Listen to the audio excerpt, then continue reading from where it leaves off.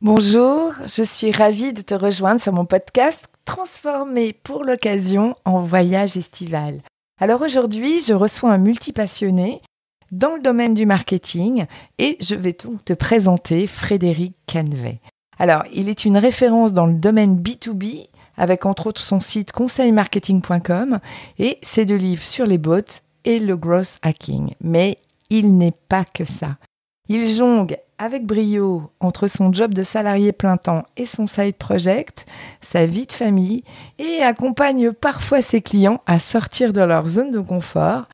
Moi, en l'occurrence, en 2018, avec ses interviews décalées en mode Fast and Curious pour parler d'expérience client et collaborateurs. Il est venu nous partager ses pépites, ses routines, ses ressources et son énergie incroyable qu'il met en œuvre pour mettre en musique ses multiples projets. Et tu vas vite comprendre ses rôles de product manager, enseignant, créateur de sites références en B2B qui comptabilise plus de 10 000 visites par jour, auteur de 2 livres références dans le domaine du growth hacking et du bot, sa mission de papa engagé de 2 petites filles l'ont poussé à développer de nouvelles manières de faire pour contourner la variable temps. Et parce qu'il est une source intarissable de solutions, il nous offre la possibilité de préparer nos valises autrement cette année pour nos vacances, avec une liste de bouquins pour mieux réfléchir à tes propres ressources lorsque tu auras les pieds dans l'eau et peut-être aussi la tête sous l'eau. Alors, accroche-toi, ça va fuser. On embarque sur la planète de ce multipassionné.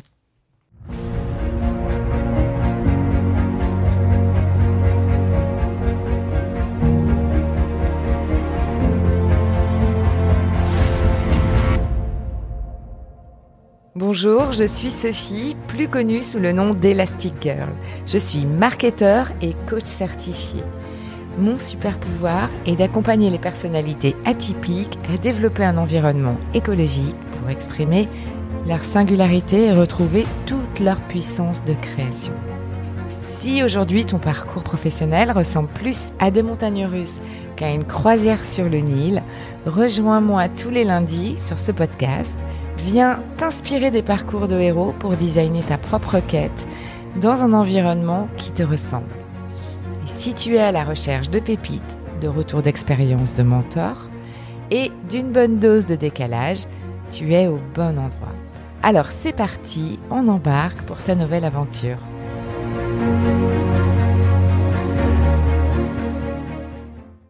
Bonjour à tous, je suis ravie aujourd'hui de vous rejoindre sur mon podcast. Alors j'ai un nouvel invité qui est quelqu'un que je connais déjà depuis un petit moment, qui vient de mon ancien monde, c'est Frédéric Canvet. Bonjour. Bonjour Frédéric, je suis ravie de te rejoindre aujourd'hui. Ça me fait tout bizarre en fait de changer le cadre dans lequel on va interagir. Mais voilà, ravie de te rencontrer et de pouvoir échanger avec toi autour de tes différents projets. Alors, comme tu es aujourd'hui salarié et tu as aussi également une activité en parallèle, un side project, j'aimerais un petit peu que tu m'expliques comment ton monde, dans sa globalité aujourd'hui, se dessine. Pendant très longtemps, en fait, moi, comme toi, j'ai été salarié, etc. Et puis, en fait, généralement, ça, c'est un petit peu frustrant de pas pouvoir faire tout ce qu'on veut faire, en fait, dans son travail. Et c'est vrai que, moi, en fait, au départ, mon idée, mon projet, en fait, c'est né tout simplement d'une passion qu'on était avec des amis. On voulait, en fait, monter une start-up dans les années 2000. Et en fait, on s'est dit, tiens, on va monter une boîte, etc. Et moi, qu'est-ce que j'ai fait? Et je m'occupais de la partie marketing, etc. Et puis donc, salarié le jour. Et puis, on montait le projet avec 2 amis informaticiens. Et donc, l'informatique, tu sais ce que c'est. L'informaticien dit oui, ça sera la semaine prochaine. Et puis 2 semaines, 3 semaines, un mois plus tard, ça a duré. Donc moi, en fait, en attendant, j'étais en train de préparer l'arrivée du projet, en créant un blog, en mettant en place un plan marketing, etc. Et je rassemblais toutes mes notes sur mon site conseilmarketing.com, qui était un blog sur Blogspot. Et finalement, ça m'a bien plu.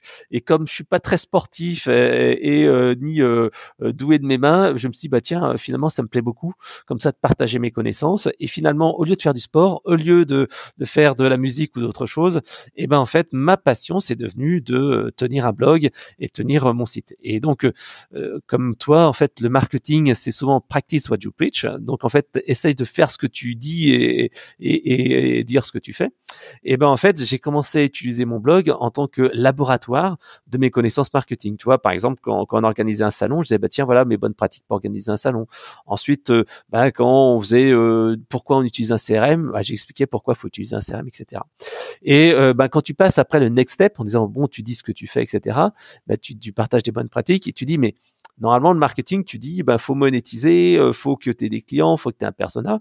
Et forcément, en fait, tu commences à générer, entre guillemets, un side business parce que tu monétises et tu expliques aux gens, comment gagner d'argent sur Internet. Si tu ne leur montres pas, ils te l'expliquent pas comment on fait en vrai de vrai. Et c'est pour ça, en fait, que mon blog est devenu mon petit labo. Et finalement, j'ai développé une petite activité. Alors, comme tu le disais, je suis salarié à 100%. Donc, forcément, c'est des activités à côté qui peuvent pas, en fait, me prendre beaucoup plus de temps. Et donc, j'ai vraiment fait en sorte que le site essaye de tourner, entre guillemets, en automatique sans moi.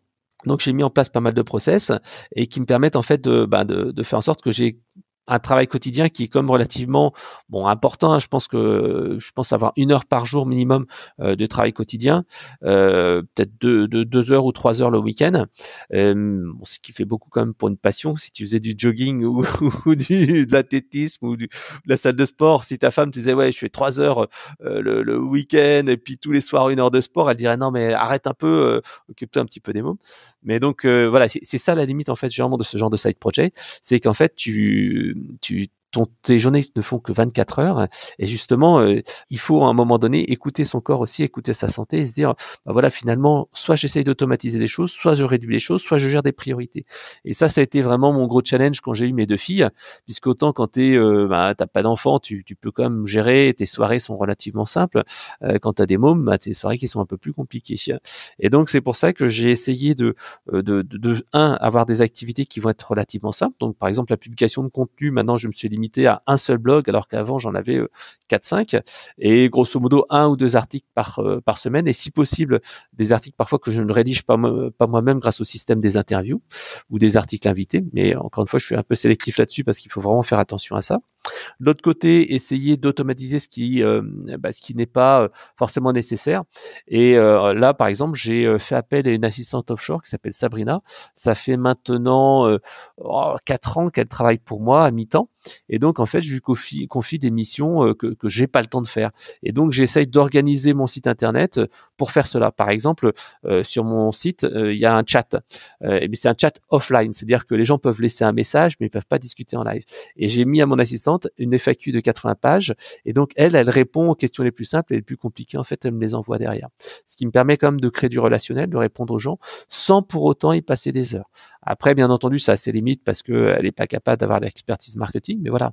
Mon assistante aussi, toi, Sabrina, elle me sert aussi à animer mon compte LinkedIn. Alors, on en parlera peut-être un peu plus tard, mais j'essaie d'avoir les 2 activités qui se soutiennent, ou en tout cas qui apportent l'une à l'autre. Alors, elle apporte une à l'autre en termes de conseils, d'expertise, parce que quand tu es indépendant, freelance, tu peux tester des choses et faire des choses qu'une boîte ne pourrait pas faire. Mais en même temps, j'essaye de faire en sorte que mon activité perso génère aussi du business pour la boîte. Et en fait, c'est à la fois une force, mais en même temps une faiblesse aussi, parce que tu fais des choses qui ne sont pas forcément de ton périmètre à toi. Mais par exemple, moi, sur LinkedIn, j'essaye de gagner un maximum de visibilité, j'essaye de générer des leads pour Eloquent, et parfois, j'arrive à générer jusqu'à 25% des inscrits à un webinaire. Et je fais de la détection de leads aussi régulièrement avec des projets qui sont détectés. Et donc, ça génère en fait du business, même si c'est pas directement pour moi. C'est entre guillemets du personal branding un peu plus évolué. Et donc, mon assistante, pour revenir à ce sujet-là, elle est là aussi pour m'aider à faire une partie du travail qui est un petit peu long et que je ne peux pas automatiser parce que avec mon bouquin de gros hacking, je mets beaucoup en avant l'automatisation, mais l'automatisation a ses limites puisqu'en fait, ça se voit. Et donc, Sabrina, par exemple, quand je fais une demande d'invitation automatique sur LinkedIn avec un outil qui s'appelle LinkedIn Helper. Donc, j'essaye de rassembler ma communauté expérience client en France, c'est 15-20 000 personnes. Donc, j'essaye d'ajouter régulièrement des gens. Le premier message donc est automatique avec cet outil LinkedIn Helper, mais le deuxième message, quand les personnes ont accepté, c'est mon assistante Sabrina qui vient répondre avec le prénom, le nom de l'entreprise, parce que ça, c'est hyper compliqué en fait à faire avec un logiciel, même c'est quasi impossible. Et ensuite, elle vient rajouter 3 petites images. Et en fait, ça fait quelque chose qui est beaucoup plus humain. Et donc, comme ça, j'essaye de la mettre sur des tâches à faible, moyenne valeur ajoutée. Donc ça, c'est le second point dont je voulais parler. Le troisième point, c'est essayer de prioriser les choses et faire en sorte que ton business arrive en fait à travailler pour toi, entre guillemets, de manière automatique. Et c'est pour ça en fait que j'ai pas le temps de faire de consulting et tout ça, et je me concentre plutôt sur des choses qui sont en self-care, comme par exemple je fais un peu d'affiliation, l'affiliation qui me permet de mettre en avant des produits que j'utilise, d'ailleurs j'utilise Sabrina, mon assistante, pour faire ça, parce que je lui dis tiens, rédige-moi un tuto pour tel logiciel, ce qui me permet en fait donc d'être visible et positionné sur Google et d'avoir un lien d'affiliation qui est dedans. Alors c'est plus ou moins compliqué, plus ou moins facile, etc. Mais voilà, ça permet de simplifier un peu les choses et puis d'automatiser les choses. Et donc cette partie-là, de gérer les priorités, donc c'est voir des choses qui vont être compatibles avec donc des trucs en self-care, de la formation vidéo, de l'affiliation, etc. Et l'autre point, c'est d'avoir ce que moi j'appelle la North Star métrique. La North Star métrique, c'est en fait cet indicateur qui me dit Fred, tu dois suivre c'est ça qui te permet de dire je vais sur une chose ou pas. C'est-à-dire qu'auparavant, je pense que pas mal de gens qui ont un site web sont là-dessus, c'est que tu te focuses à la fois sur le chiffre d'affaires, quel chiffre d'affaires tu fais, puis tu regardes le trafic de ton site web, tu vois le nombre de prospects générés dans ta mailing list tous les jours. Ça, c'est très typique d'un blogueur classique. Et là, en fait, à un moment donné, tu dis mon trafic a baissé, il faut que j'écrive des articles. Après, tu dis oh là là, j'ai pas assez de leads aujourd'hui, je vais tweeter sur les réseaux sociaux, je vais partager sur LinkedIn. Puis après, tu vois ton chiffre d'affaires à la fin du mois, tu dis oh là là, j'ai pas atteint mon objectif, machin. Je vais lancer une promo, ou je vais faire une formation vidéo, ou je vais faire ceci, cela. Et en fait, tu navigues un petit peu en zigzag, et parfois t'oses pas dire non à des projets. Et c'est pour ça en fait que dans la théorie du growth hacking, il y a ce qu'on appelle la North Star métrique, l'étoile du Nord, qui est en fait un indicateur précis qui te dit est-ce que ce que je vais faire va m'aider à atteindre cet objectif-là. Et moi, en fait, je me suis dit que le trafic, c'est plus important. Je regarde quasiment plus mon trafic. Le nombre de leads générés, c'est plus suffisamment important, mais je me concentre plutôt sur la partie chiffre d'affaires qui est une conséquence des deux. Et là, maintenant, ça me permet de prendre des décisions beaucoup plus simples, parce que parfois il y a des gens qui me disent tiens Fred, est-ce que je pourrais faire un article invité, est-ce que je pourrais faire ceci, ou des projets qui m'intéressent. Et là, à ce moment-là, des fois ça m'arrive de dire non, je dis désolé, c'est pas dans mon business model. Alors parfois il faut se méfier. Par exemple, tu vois là, j'ai accepté de faire au pied levé des cours sur le growth hacking dans une école de commerce. Pour le coup, dans le growth hacking, tu as en plus édité un bouquin. Ouais. Ah, ça, c'était une péripétie. Hein. Après avoir été un spécialiste du chat, tu rentres en fait dans cette hyper compétence. Et donc, c'est juste pour rappeler un peu le contexte. Tu es assez connu dans l'environnement du growth hacking. Ouais, parce qu'en fait, ça, c'était vraiment toute une histoire.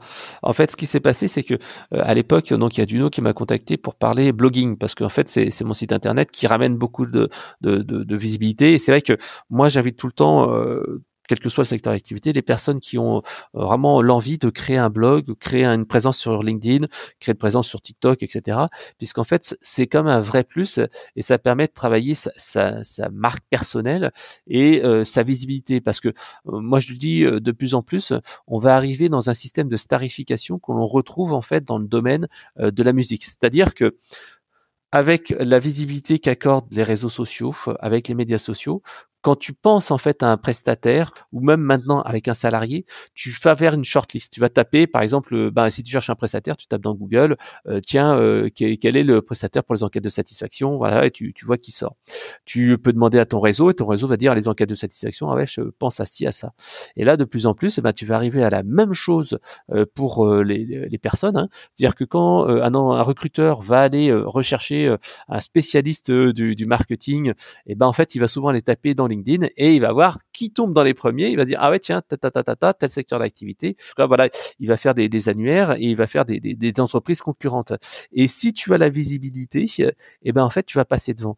Et donc, dans notre domaine à nous, qui est le marketing, et même on peut le retrouver dans d'autres domaines qui sont la vente, par exemple, eh ben, en fait, cette starification va faire que si tu apparais dans les premiers, en consultant, ou en salarié sur LinkedIn, par exemple, eh ben, en fait, tu vas être pris comme la référence. Si tout le monde dit, ah, gros hacking, ah ouais, Frédéric Anevet, machin, expérience client, ah oui, c'est lui, eh ben, en fait, tu vas être, entre guillemets, starifié et ça te fera un avantage concurrentiel par rapport aux autres parce que tu vas être la référence. Et pour l'histoire du bouquin, ça c'était aussi toute une aventure puisque, comme tu disais, Duno m'a contacté, il m'a dit ouais tiens on va écrire un bouquin. Moi je disais je suis pas un blogueur professionnel comme on le voit avec les gens qui ont un revenu à 100% dessus. Mais par contre je disais il y a un truc qui m'intéresse, c'est cette partie gros hacking, c'est une thématique qui m'intéresse, c'est une philosophie qui m'intéresse pas mal. Et en plus c'est en phase avec mes convictions et j'ai dit tiens ce serait pas mal d'avoir ce truc-là. Je suis sûr que ça va décoller un peu. Et puis quand tu écris un bouquin, tout d'un coup, tu viens de référence dans un domaine. Et là, je me suis dit, waouh, c'est super important. Et il y a plein de gens comme ça qui s'auto-éditent avec Amazon KDP ou un autre système, tout simplement pour écrire un bouquin papier. Là, j'ai reçu il y a pas longtemps Christophe Train, qui est un spécialiste de la vidéo, qui a auto-édité son livre, qui l'envoie donc à des influenceurs. Et c'est vrai que quand tu écris un bouquin, en France, tu as toujours cette image-là. Donc voilà, écrire un bouquin, je me dis, tiens, c'est intéressant, truster cette visibilité-là, même moi, monter en compétence là-dessus, parce que c'est aussi un point important. Et donc, j'ai commencé à me dire, voilà, Fred, le bouquin, c'est bien. Puis après, quand tu dis, oh putain, merde, t'as signé pour un bouquin et là, maintenant, va falloir l'écrire. Et donc, là, je me suis dit, comme tous mes projets, je me dis toujours que il faut le faire à plusieurs. Et par exemple, j'ai fait la première formation sur le blogging en France en 2009. Et à l'époque, en fait, je me dis, Fred, waouh, parce que j'avais de la notoriété avec le site et tout ça. Je me dis, Fred, faut que tu trouves quelqu'un pour t'aider. Et j'avais trouvé un pote, Boris, et on a fait ensemble la première formation vidéo sur le blogging en France. Et donc là, pour le bouquin, je me dis, bah, Fred, tu vas faire la même chose. Tu vas chercher des compagnons d'armes pour cette belle aventure. Et j'ai commencé à contacter 4 personnes. C'est bien ça, les alliés. Ah oui, mais il y a que comme ça que ça marche. Parce qu'autrement, des gros projets, autrement, ça devient trop énorme. Et donc, tac, j'ai dit, bah voilà, il y a, tiens, Laurent, est-ce que tu veux écrire le bouquin avec moi? Ouais, Olivier, est-ce que tu veux écrire le bouquin avec moi, etc. Et puis on a commencé comme ça avec une autre personne. Et l'autre personne m'a dit tout de suite, ah non, je serai pas dispo finalement. Je te file peut-être quelques pages et un mini chapitre, mais c'est tout. L'autre, en fait, Laurent, il m'a un peu lâché en cours de route. Et Olivier me disait, ouais, je te rends le chapitre. Ouais, je te le rends le chapitre, pas de souci. Et en fait, finalement, il me disait, non, bah, je te rends le chapitre. Il m'a rendu le chapitre. Il m'a dit, bah, pour la suite, par contre, je suis pas dispo. Par contre, je vais te mettre en contact avec un gars qui est bien, qui s'appelle Grégoire Gambato, qui est à Grenoble.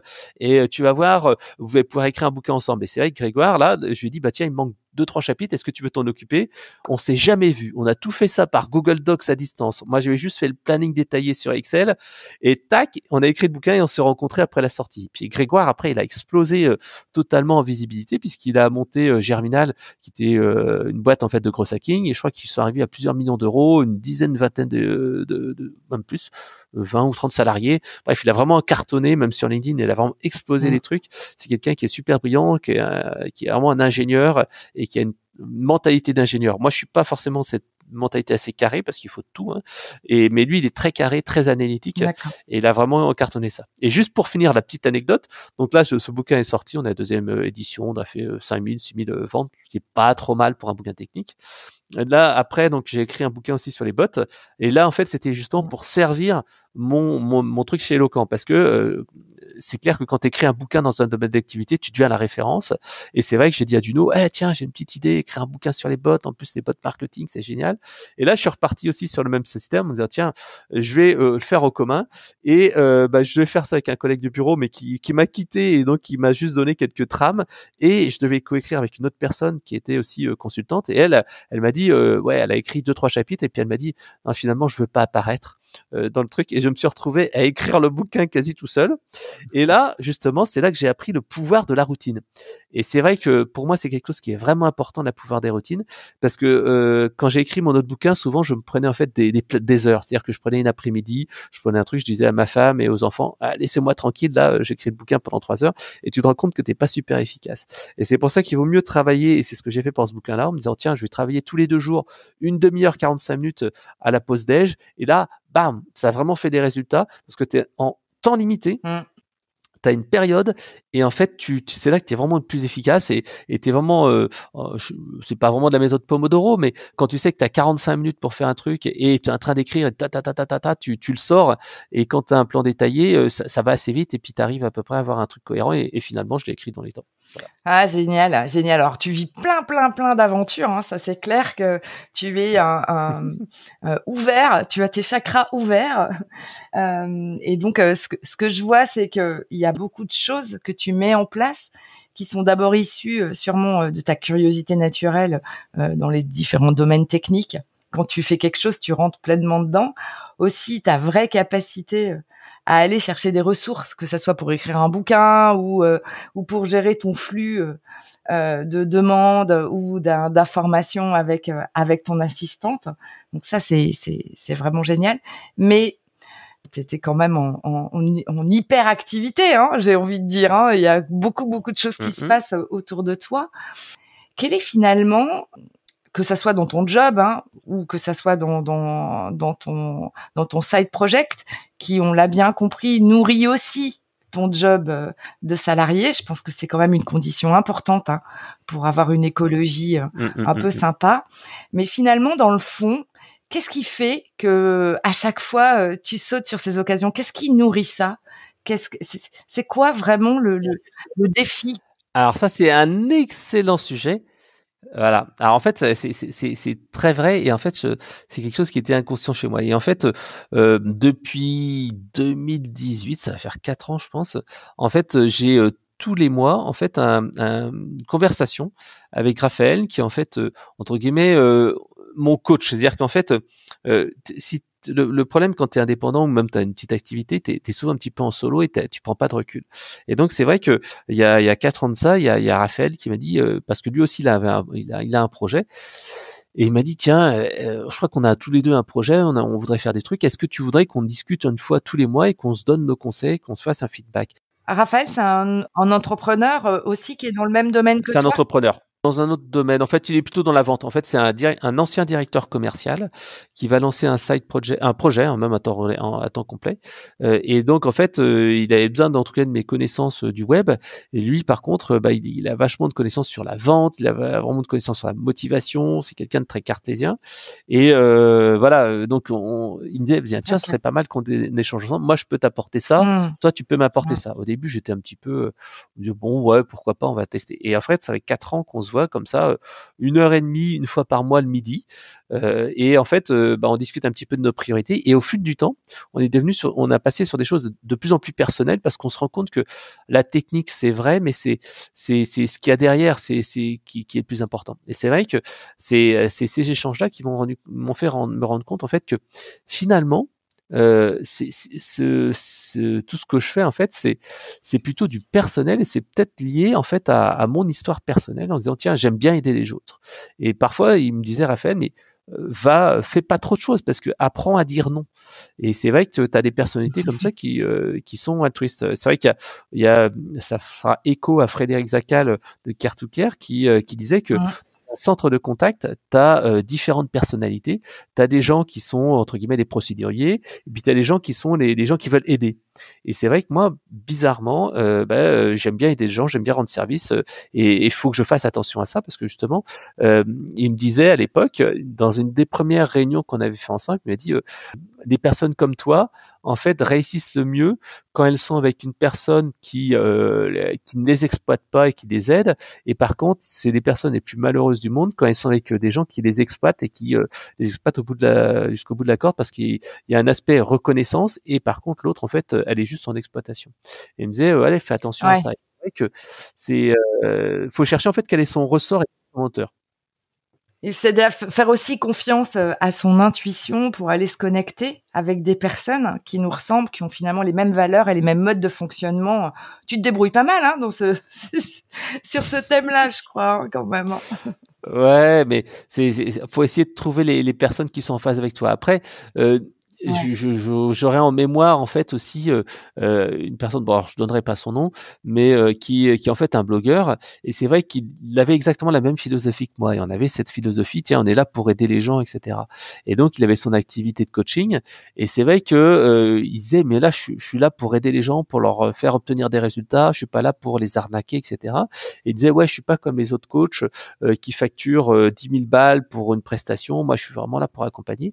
Et c'est vrai que je trouvais ça très bien et en même temps, je disais: «Mais attends, regarde ton niveau de revenu, tu as un petit peu du mal à générer, du business». Il me disait: «Bah oui, c'est vrai, c'est dur, je suis souvent un peu ric-rac et cetera» et c'est que, à ce moment-là, en fait, il a changé son rapport à l'argent parce que c'est quelqu'un qui est, très très croyant, en fait et c'est vrai que, bah, moi aussi, bah, je suis pas très croyant mais je suis, bah, d'origine catholique, hein, voilà, chrétien et c'est vrai que le rapport à l'argent a toujours été un peu compliqué et c'est vrai que, Mmh. par exemple, j'ai jamais su combien mon père gagnait et en fait, tu te rends compte que tu as des croyances limitantes là-dessus et c'est lui, en fait, il a fait un séminaire aux States avec un coach qui lui a un petit peu retravaillé son rapport à l'argent.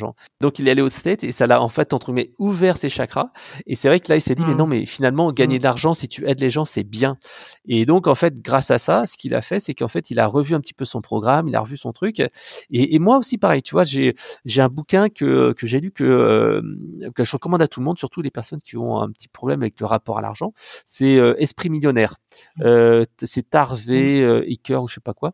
Donc, en fait, c'est un bouquin qui est intéressant parce que il t'apprend en fait à t'expliquer, enfin, il t'aide à expliquer pourquoi en fait c'est bien de gagner de l'argent et par exemple tu vois pour ma fille je lui ai dit bah j'essaye de lui donner cette valeur là parce que c'est pas tout en fait d'avoir de l'intelligence, il faut avoir aussi cette Mmh. intelligence économique et là aussi il y a un autre bouquin qui est écrit par Robert Kiyosaki qui est Père riche Père pauvre. Alors c'est vraiment très très basique, je pense que si tu commences par Père riche Père pauvre et que tu remontes après sur Esprit millionnaire, tu passes d'un cran. Même l'autre que je recommande de lire, c'est toujours La semaine de 4 heures de Tim Ferriss. Avec ces trois-là, déjà, Ouais. normalement, tu as un bon pilier. Mais donc, ça montre bien que cette intelligence financière est importante. Et pour ma fille, justement, tu vois, bah, j'essaye de lui faire ça. Comme je te disais, j'ai jamais su combien gagnent mes parents. Je sais pas combien ils gagnent en retraite là actuellement. Et je lui ai dit, bah papa, il gagne 100 euros par jour. Quand il doit t'acheter un jeu Pinipon, parce que là, il me dit, ouais, j'aimerais bien que tu m'achètes ça. Et ben en fait, est-ce que tu peux me l'acheter? Bah, je lui dis, bah, ça représente une journée de travail de papa complet. Donc ça fait beaucoup d'argent. Et donc elle commence à se rendre compte des choses. Et je lui ai fait pareil à la maison parce qu'elle aime pas les devoirs comme beaucoup d'enfants. Et ben en fait, on lui fait des challenges. Par exemple, elle voulait gagner un avion poupée LOL. Un avion poupée LOL, c'est 80 euros. Bon, j'ai réussi à l'avoir un peu moins cher. Je lui ai pas dit que je l'avais acheté à 50 et quelques au lieu de 80, mais je lui ai dit voilà, ça représente beaucoup d'argent. Pour faire ça, tu vas faire un petit challenge et en fait, elle décide elle-même. Alors nous, on l'aide un peu pour savoir combien de livres parce elle est comme moi, elle est dyslexique. Moi, c'est pour ça que c'est assez bizarre. J'écris, je fais beaucoup des trucs de blog alors que je suis très mauvais en orthographe. J'ai toujours eu des zéros. En plus, je suis dyslexique, donc je fais souvent des fautes de machin. Pourtant, tu vois, j'ai des blogs qui fait, je sais pas, 10 000 visiteurs par jour. Donc, ce qui veut dire qu'il faut pas lâcher les choses. C'est un peu comme Bienvenue à Gattaca, tu vois, c'est la volonté qui compte. Ça va même au-delà, c'est que finalement, les seules limites qu'on a, c'est celles qu'on se fixe nous, hein. Bah exactement. Et donc voilà. Donc pour ma fille, donc voilà, je lui dis tiens fais un petit challenge. Et donc je dis bah si tu veux gagner ce cadeau-là, tu vas en fait tout simplement me dire combien de croix, combien de lectures tu fais.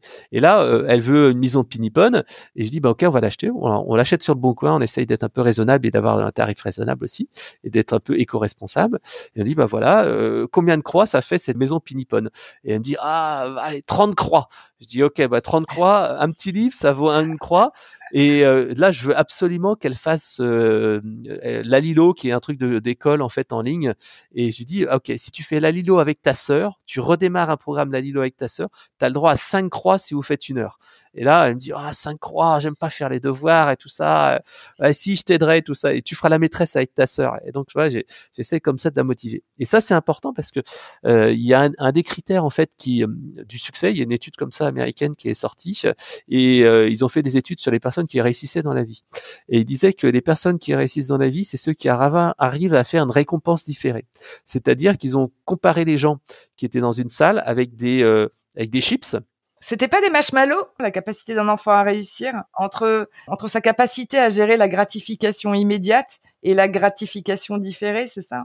Exactement. Et les gamins qui résistaient pas, qui mangeaient la chips ou le truc, et ben en fait ils étaient, ils réussissaient moins bien dans la vie. Par contre, les gens qui disaient ok, si tu manges pas cette chips là et si tu en auras une deuxième tout à l'heure, et ben en fait ils avaient une capacité à mieux réussir dans la vie. Et donc c'est pour ça que toi j'essaye d'éduquer plus ou moins financièrement ma fille et essayer de travailler sur cette partie récompense. Et c'est vrai que c'est pas facile parce que les enfants sont très orientés gain court terme et c'est pas facile de dire mais pourquoi je dois réviser, pourquoi je dois faire les devoirs et tout ça. Et je lui dis, toi, ma fille est dans l'école publique, là je vois une de ses meilleures amies elle est dans l'école privée et c'est vrai que tu vois que le niveau de travail personnel il n'a rien à voir.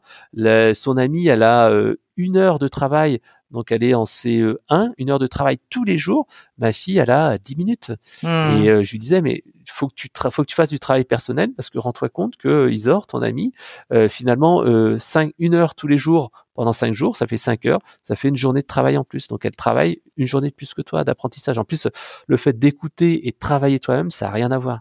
C'est justement ça, c'est aussi ce que j'ai vu là quand je fais des cours avec l'INSEC, c'est que c'est compliqué d'aller motiver les gamins.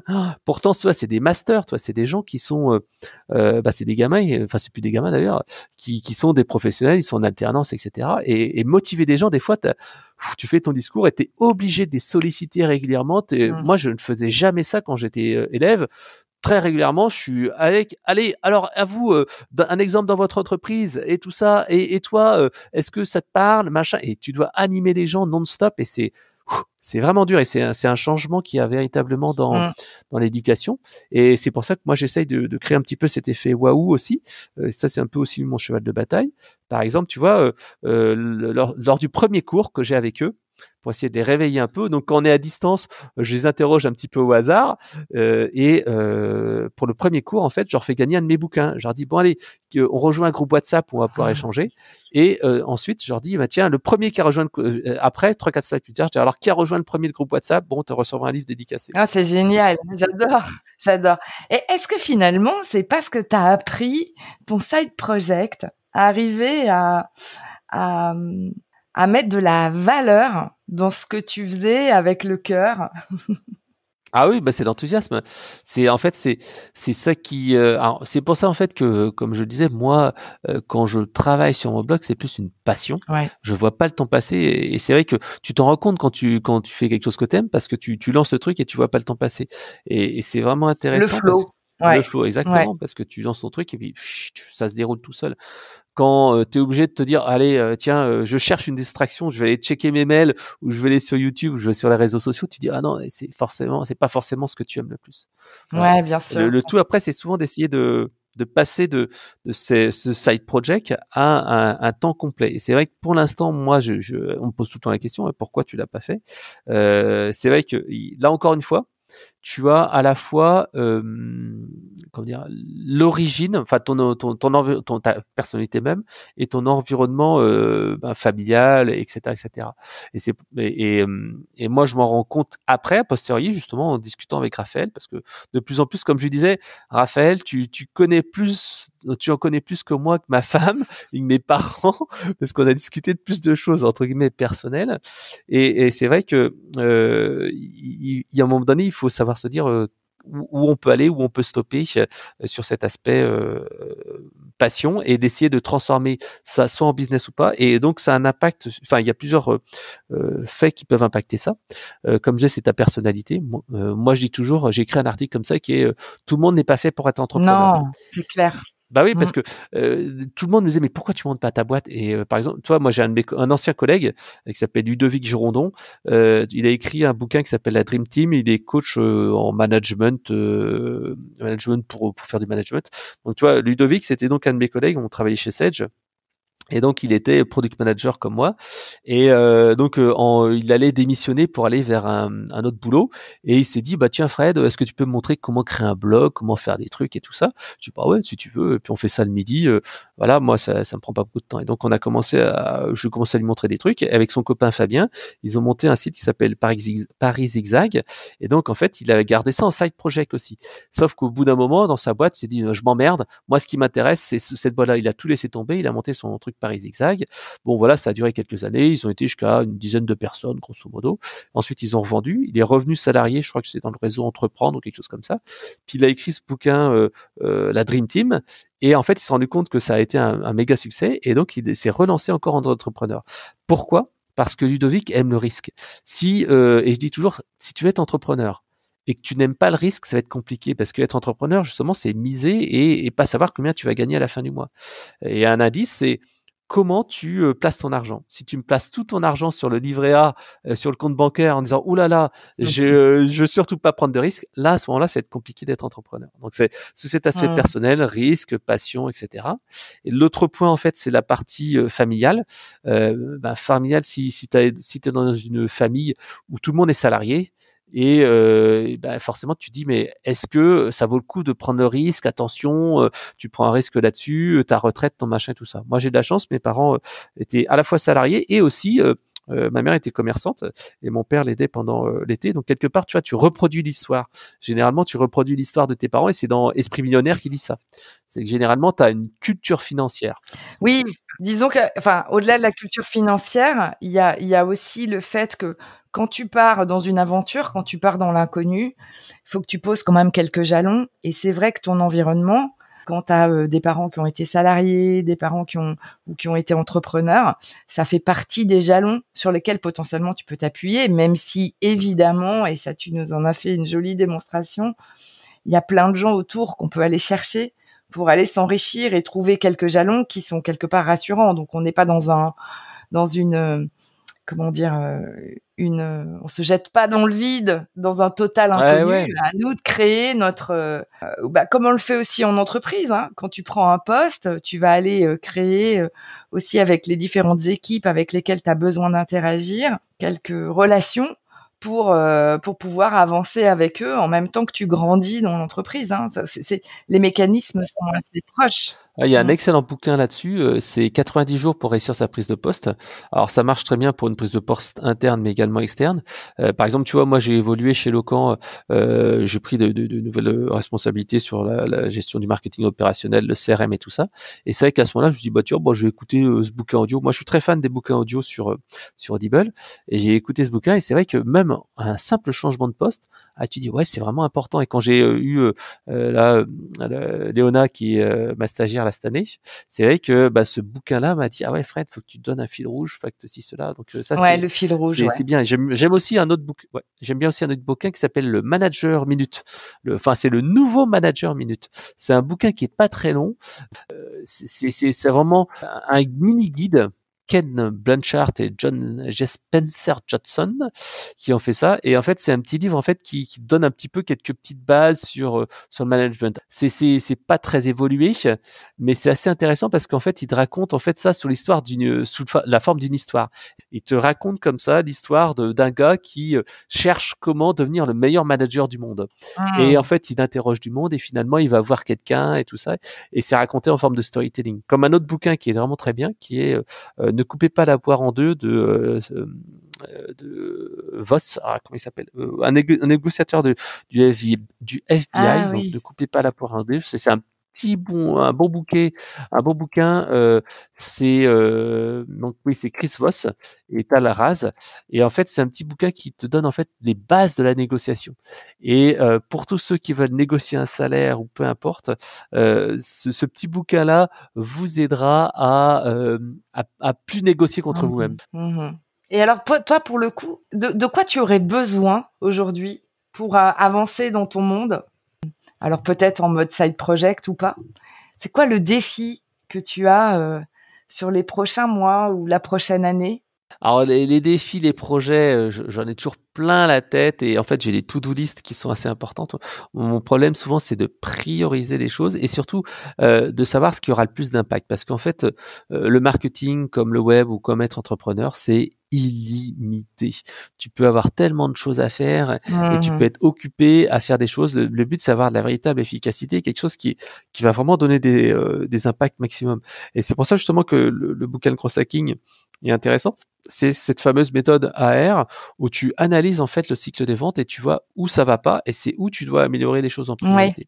Parce qu'autrement, tu peux dire, bah ouais, par exemple pour moi, j'ai fait un test pendant à peu près 1 an et demi sur dire, tiens, je fais moins de formation vidéo et je vais plutôt me concentrer sur l'affiliation. Et pendant 1 an et demi, tu vois, j'ai fait quelques tests et tout ça. Et puis finalement, c'est vrai que j'ai généré à peu près le même chiffre d'affaires. Alors ça, je reviendrai sur Esprit Millionnaire et qui te dit, Ouais. tu as un thermomètre financier.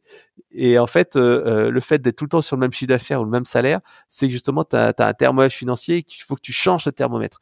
Bref, mais voilà, et je me dis, bah, finalement, oui, avec l'affiliation, tu arrives à faire le même chiffre d'affaires, mais tu augmentes pas, tu n'es pas passé d'un palier. Et donc là, finalement, l'analyse me dit, tiens, c'était pas la bonne solution. Donc ton défi, ça serait, d'arriver à prioriser, là où tu vas mettre des efforts sur les prochains mois pour, grandir, c'est ça? Ouais, tout à fait. Mais c'est pas simple parce que tu vois, justement, avec mon coach Raphaël que je vois régulièrement, il me dit, mais alors, c'est quoi ta priorité? Qu'est-ce que tu veux faire? Et parfois, en fait, tu as le fait d'être prêt et de pas prêt à changer les choses. Et finalement, tu peux pas forcer un âne à boire. C'est ce qu'on dit. Et parfois, en fait, c'est que t'es pas prêt ou ça te fait pas suffisamment mal. Exactement, ça c'est l'histoire du chien sur le clou.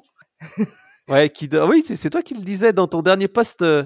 L'histoire du chien sur le clou, c'est il couine, mais il reste par terre sur son clou et pour quelle raison? C'est parce qu'il a pas assez mal. Bah, ton post est excellent parce que justement, ça m'a rappelé ça. Le problème est pas suffisamment saillant. Et en même temps, en coaching, on dit bien un truc, c'est que c'est OK, c'est juste accepter cet endroit où on est, qui est de la maturation, où on a besoin de continuer à observer, de continuer à avancer, de continuer à avoir un peu mal, de peser un peu le pour et le contre, parce que l'évidence, elle n'est pas encore là, mais l'essentiel, c'est de rester avec les Ouais, et chakras puis de ouverts. savoir, ce qu'on accepte ou pas et de Mmh, la situation. Mais mmh, mais toi là, bah, par exemple, toi, comme ouais. je te dis, j'ai un salaire qui est correct et en même temps, avec mon side business, ben, je génère, aussi du business tous les mois et c'est vrai que tu te dis: «Ah, tu as le saut dans l'inconnu, est-ce que tu abandonnes l'un ou pas?» Finalement, c'est pas si désagréable que ça. Mais à un moment donné, là, on le voit, ça devient de plus en plus compliqué. Bon, gérer le perso et le pro, bien entendu, hein. Ça, c'est toujours un peu complexe. Mais le deuxième Ouais. point, c'est que on voit bien que avec des enfants, la famille et tout ça, tu n'as plus la même énergie. Donc, en fait, il faut se dire, mais où tu veux aller vraiment, où tu veux porter tes efforts et surtout pas Mmh. aller à l'épuisement. Tu vois, moi, je l'ai vu avec le Covid. Tu vois, j'ai attrapé le Covid il y a allez, un mois de ça à peu près. Et c'est vrai que je m'en étais pas rendu compte que c'était un Covid. Et en fait, j'étais quand même beaucoup fatigué. Et c'est vrai que le fait d'avoir le Covid plus la fatigue, ça m'a vraiment foutu KO. Et c'est là que tu dis, est-ce que tu vas pas trop loin? Et c'est vrai que Raphaël me disait la même chose. Il me disait, mais ton cours à l'INSEC Ouais. là que tu es en train de faire, ça va te rapporter quelques centaines d'euros. Est-ce que ça vaut le coup de bosser jusqu'à 1 heure du matin à préparer des cours et faire des notes pour les petits élèves? Ou est-ce qu'il vaut mieux que tu prennes cette demi-journée-là, soit pour avancer pour ton projet à toi, soit en fait pour prendre des vacances ou passer du temps avec ta famille? Et c'est vrai que Mmh. c'était une très bonne question. Une des questions qu'on peut se poser dans ce cas-là, c'est qu'est-ce que ça nourrit chez moi? Parce que je suis convaincue de ça, d'abord parce que je te connais et puis aussi parce que tu es un humain. Tu n'es pas maso et donc c'est le fait d'aller dans cette recherche, pour aller donner des cours, pour faire différentes choses, c'est quelque chose qui te nourrit parce que tu as besoin d'affiner, on va dire, ta vision des choses. Donc c'est quelque part écologique et en même temps ça demande beaucoup d'énergie et tu y es vigilant, donc ça c'est super, mais tu es en pleine recherche. Un aventurier, quand il part dans sa recherche, il ne limite pas ses efforts, il y va Mais vraiment. comme disait Chantal, une de mes collègues, c'est que, souvent le sommeil est la variable d'ajustement. Mmh. Et en fait, tu dis: «Bah, j'ai envie de terminer un projet, bah, je me couche un peu plus tard, je me lève un peu plus tôt». Sauf qu'en fait, à force de jouer trop sur cette variable d'ajustement, tu joues sur ta santé. J'entends.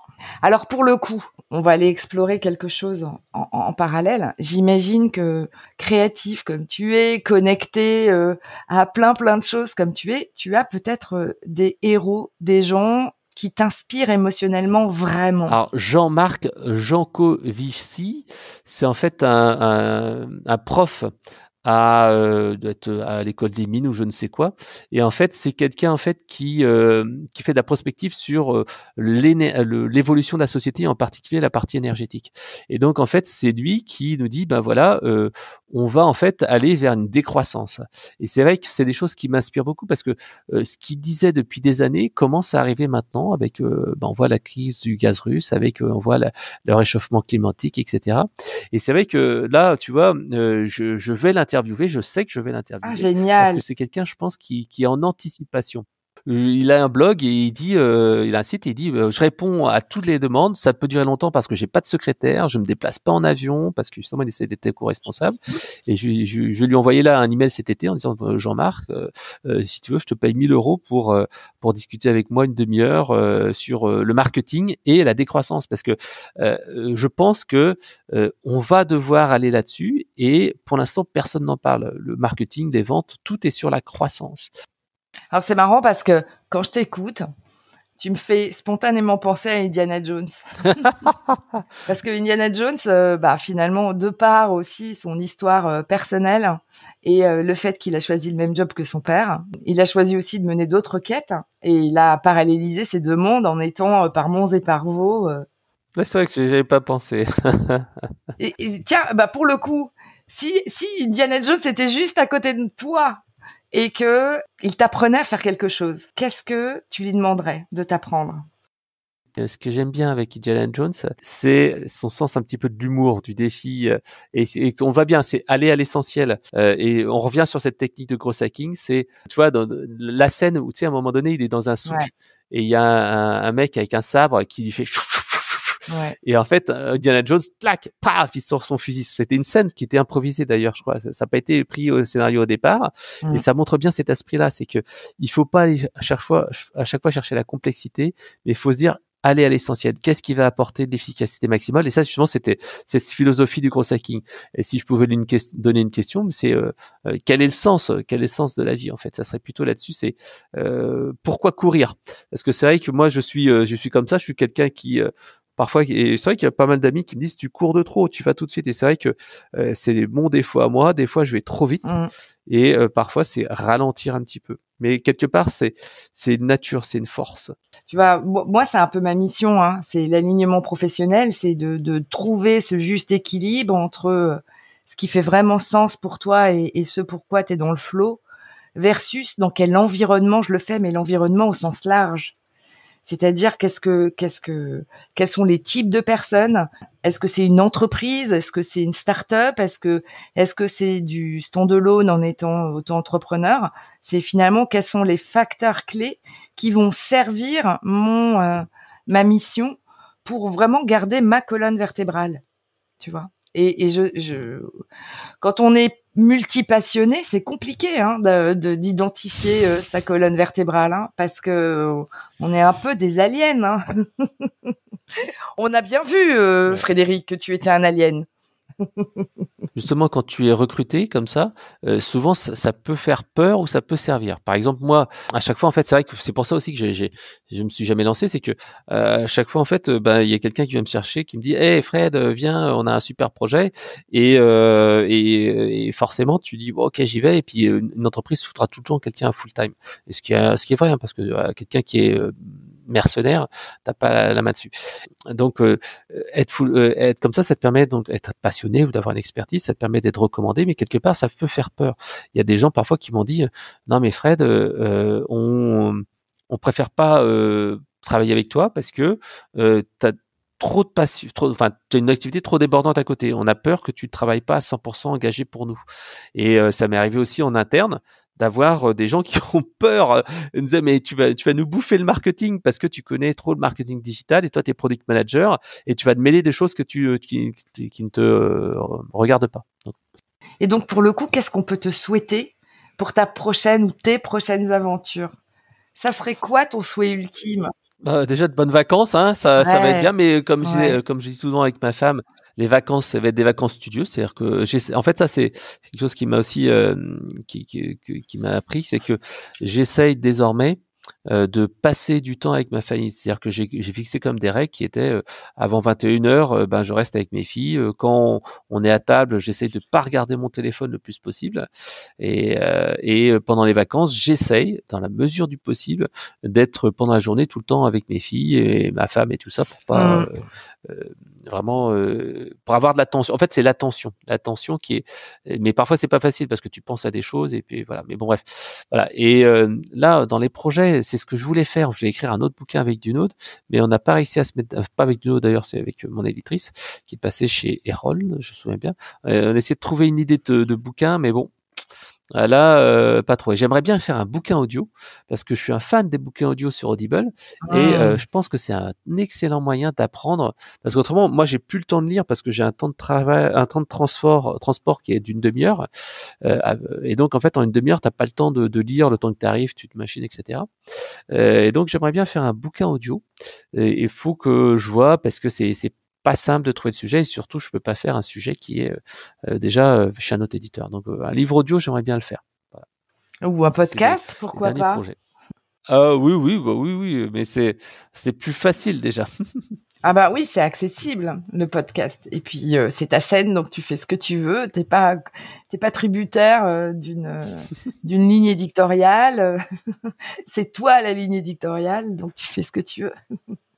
Et effectivement, c'est le canal de la voix. C'est un canal, je trouve vraiment très intime et puis surtout hyper adapté à notre rythme de vie. Hein. C'est vrai. Hein. Mais c'est vrai que le podcast, il est bien, en fait, pour quand tu as des moments longs, comme cette conversion soit là, et qu'en fait, par exemple, quand tu es dans les transports, bah, tu peux écouter ça. Bah écoute, je te souhaite déjà des bonnes vacances alors. Bah, merci. De merveilleux moments avec ta famille, de belles nouvelles aventures, dont ta double casquette de salarié, de marketeur. Ah bah, de toute façon, il y en aura plein. Le tout, c'est de faire le tri de ce qui est vraiment important. Et de ce qui est vraiment important, et puis évidemment, surtout de ton écologie de vie.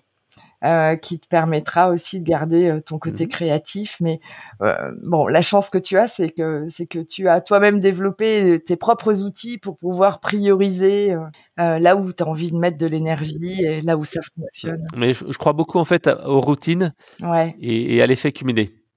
Tu vois, il y a un bouquin qui s'appelle L'effet cumulé d'Darren Hardy et l'autre, c'est Le pouvoir des routines. Et en fait, c'est vrai que, comme je disais, c'est comme pour le bouquin. Si on veut en fait commencer à faire quelque chose, il faut commencer par des petits pas. Et une routine en disant tiens, je mets tous les midis ou tous les soirs une demi-heure. Bah déjà, ce sera beaucoup plus efficace que vouloir trop changer toutes les choses de A à Z. Ok, super. Frédéric, merci 1000 fois. Bah, merci pour cette interview. Et je t'invite à quand même à l'occasion d'aller réfléchir si un héros pourrait pas de temps en temps t'aider. Tu pourrais peut-être modéliser certaines de ses pratiques, même s'il te paraît être dans un monde un peu différent du tien. Il peut parfois, de manière très simple, aller te chuchoter des choses fort intéressantes. Enfin, n'hésite pas à aller investiguer, comme tu le fais d'ailleurs très bien avec les mentors et les coachs. Hein. Ouais, c'est vrai. Toujours intéressant de mettre les choses en perspective ou de les paralléliser. Non, c'est une bonne chose de se projeter. Ouais. Bon, bah super. Bah écoute, merci 1000 fois pour cette interview. Merci. C'était un vrai plaisir de discuter avec toi. Merci. Moi aussi. Merci. J'espère que le voyage dans le monde de Frédéric aura pu te donner de belles astuces et des références pour mieux t'organiser sur la gestion de tes importants. Et j'espère que tu auras pu découvrir de nouveaux outils pour servir tes passions.